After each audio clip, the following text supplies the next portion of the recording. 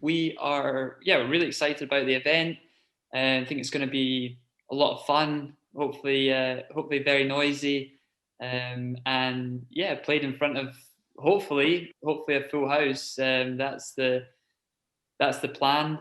Hopefully, with the sort of news that's coming out over the last week from London and Edinburgh, that things are looking up, and people can over the next few months start to plan ahead for more positive future than what recently has been the case. So yeah, we're really excited to put on the event. I think really looking forward to getting back and competing in Scotland again. We've had you know great experiences in the past, whenever we've played there representing Britain and in Davis Cups, and for us, like, the opportunity to get up there doesn't happen often, because we don't have regular live tennis events there, and like, we want to make the most of our time playing to play there, and this was an opportunity to be able to do that, because obviously we're getting older as well, and those opportunities become less and less. So we're really excited about the event to get to represent Scotland. The English boys get to represent England. When I pitched the event to them, they were all really excited about it, and having that opportunity. So I think yeah, I think it's gonna be a lot of fun. I'm sure there'll be a lot of chat going back and forth between the players and stuff, and yeah, I think it'll be a good couple of days of tennis, I think.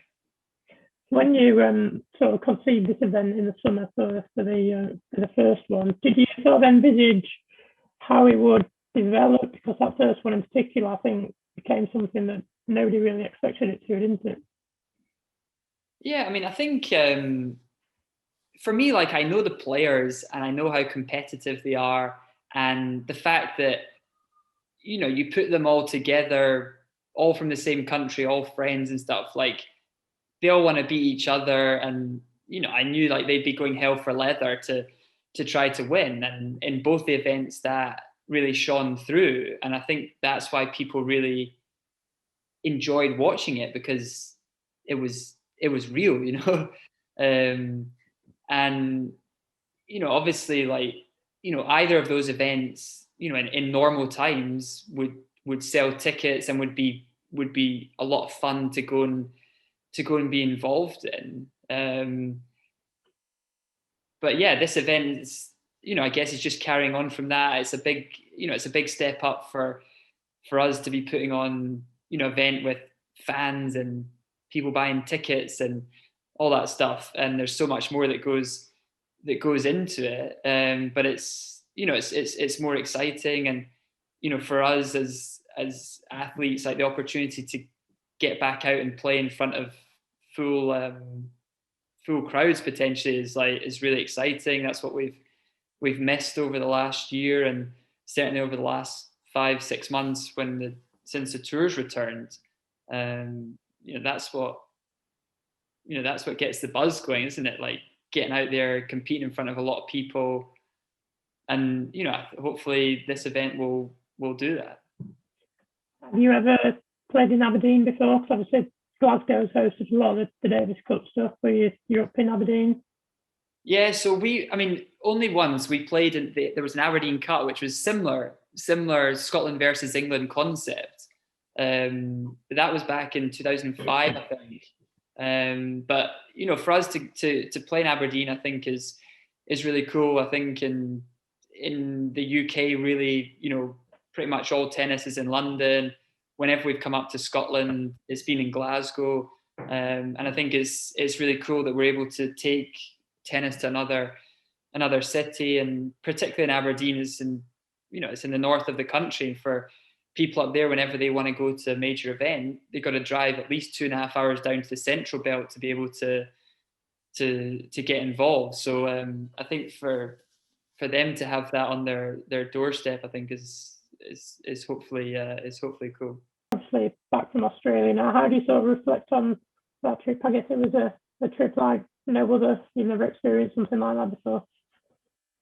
Yeah, I mean, look, overall it was a very positive trip, certainly in terms of my tennis, teaming out with Bruno again, playing a lot of good stuff. We won the warm-up tournament, and then we lost in the semis of the Aussie Open. So, that gives us a lot of confidence for the season ahead.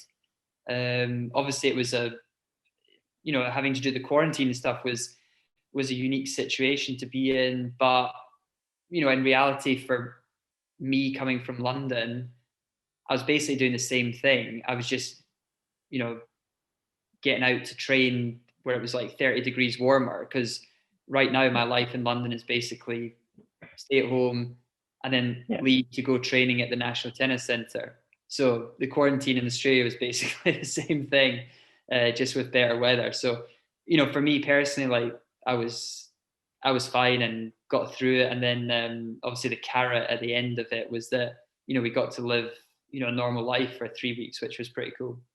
Cool. And how was it being back with Bruno? Slotted back into old times, I guess.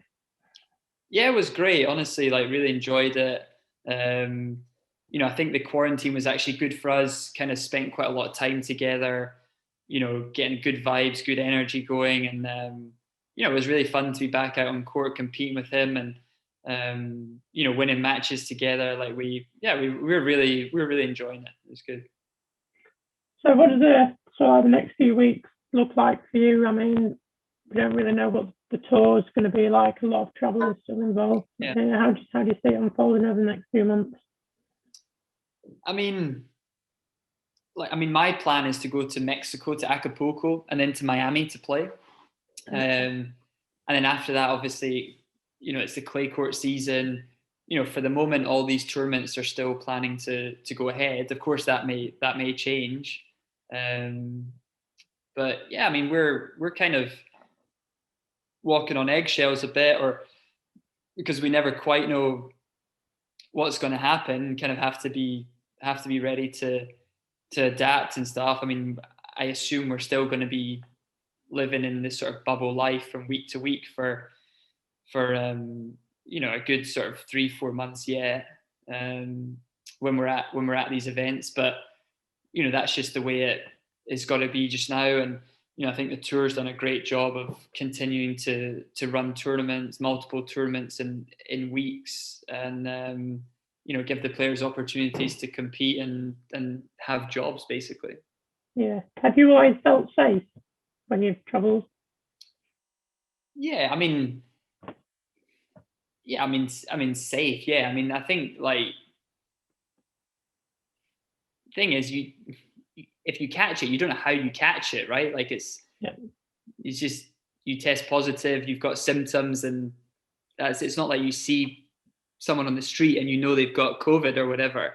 The stress for us is just obviously we're away from home, and if we test positive, we've then got to quarantine in a hotel in a foreign country for like 10 days, 14 days, or whatever, depending on the rules of that country. So, if I go to Mexico and I play the week there, and then I have to do a test in order to travel to the next tournament, that test positive, then I'm stuck there for 14 days in a hotel by myself. Like, that's the stress of it all. And obviously you're going through that every week. So mentally that's been tough. Obviously spending a lot of time in the hotel room, on your own, and it's not really that great news, I don't think, but it's just what we've got to do in order to compete for the moment.